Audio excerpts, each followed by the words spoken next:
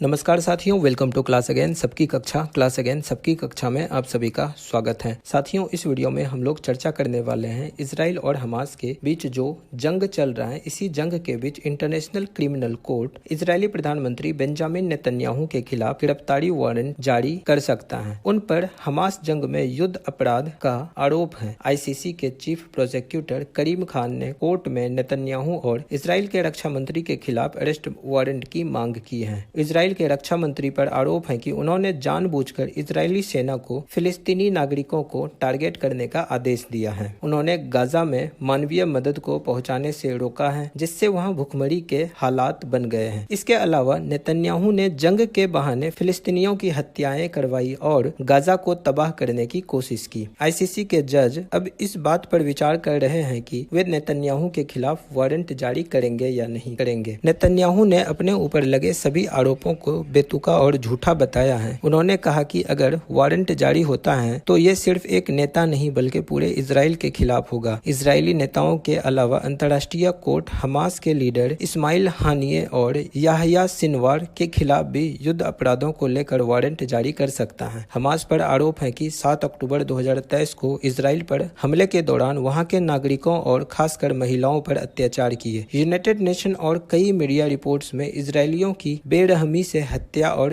Rape के दावे किए गए हैं। हमले के दौरान हमास ने करीब 250 से अधिक इजरायली नागरिकों को किडनैप कर लिया था। इसके बाद इजराइल और हमास में जंग शुरू हो गई, जिससे अब तक 35,000 से भी अधिक फलस्तीनी मारे गए हैं। सोमवार को अमेरिकी राष्ट्रपति जो बाइडेन ने भी आईसीसी के गिरफ्तारी वारंट का विरोध किया है। उन्होंने कहा कि इजराइल और हमास के बीच कोई समानता नहीं है। इजराइल अपने नागरिकों की सुरक्षा करने के लिए हर संभव कोशिश कर रहा है। अमेरिका के विदेश मंत्री एंटनी ब्लिंकन ने भी गिरफ्तारी वारंट को सिरे से खारिज कर दिया है। ब्लिंकन ने कहा है कि नेतन्याहू को गिरफ्तार करने के लिए आईसीसी के पास कोई अधिकार नहीं है। उनके मुताबिक आईसीसी ने अगर गिरफ्तारी वारंट जारी किया तो ये युद्ध विराम समझौते तक पहुंचने में बड़ा रोड़ा साबित हो सकता है। दूसरी तरफ यूरोपीय देश फ्रांस ने नेतन्याहू के खिलाफ अरेस्ट वारंट के मामले में अमेरिका का साथ देने से इनकार कर दिया है। फ्रांस ने कहा कि वह इंटरनेशनल क्रिमिनल कोर्ट और उसकी आजादी का समर्थन करता है। फ्रांस ने कई बार गाजा में मानवीय अपराधों के खिलाफ चेतावनी जारी की थी। अब आईसीसी जो फैसला करेगा वह उसे स्वीकार होगा।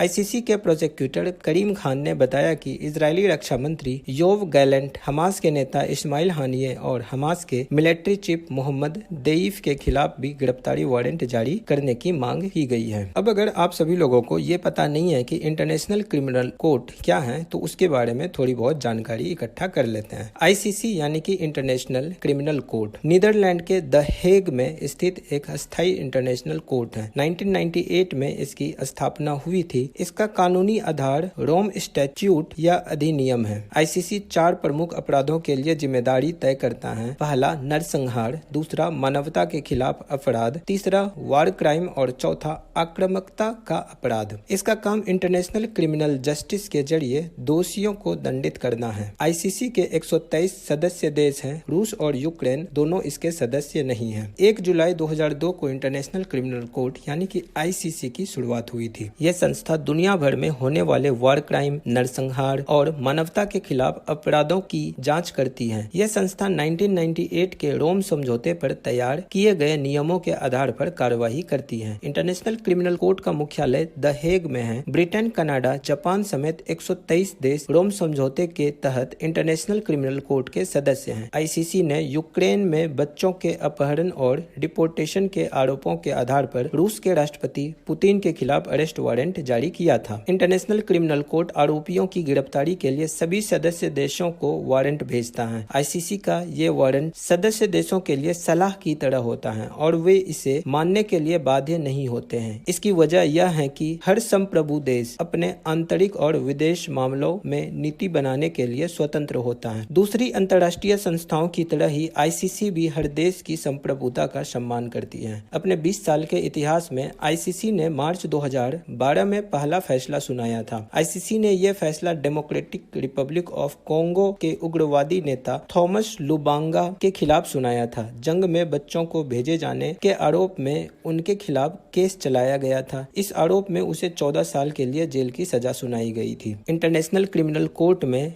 रूस, अमेरिका और चीन शामिल नहीं है। दुनिया के जिन 123 देशों ने रोम संधि पर दस्तखत किए थे वही देश आईसीसी के सदस्य हैं। 31 देश ऐसे हैं जिन्होंने रोम समझौते पर दस्तखत तो किए हैं लेकिन इसे मान्यता नहीं दी है उन्होंने। अमेरिका, रूस और यूक्रेन इन 31 देशों में शामिल हैं, इसलिए ये आईसीसी के सदस्य नहीं है। भारत और चीन ने रोम संधि पर हस्ताक्षर नहीं किया है, इसलिए वो आईसीसी के सदस्य नहीं है। इंटरनेशनल क्रिमिनल कोर्ट में इन लोगों के खिलाफ दर्ज हो चुका है केस। 2011 में आइवरी कोस्ट के पूर्व राष्ट्रपति लोवर बैगाबो के ऊपर आरोप था कि उन्होंने मर्डर, रेप, सेक्सुअल वायलेंस और दूसरे अपराधों का आरोप उन पर लगा था। 2011 में ही केन्या के राष्ट्रपति रहे उहुरु केन्याटा, उनके ऊपर चुनाव से जुड़ी हिंसा का आरोप था। वहीं 2012 में डेमोक्रेटिक रिपब्लिक ऑफ कोंगो में जंग में बच्चों को भेजे जाने के आरोप में इंटरनेशनल क्रिमिनल कोर्ट में उस पर केस दर्ज हुई थी। तो साथियों, आज के लिए इस वीडियो में इतना ही। मिलते हैं हम लोग अगली वीडियो में। जब तक के लिए नमस्कार, जय हिंद।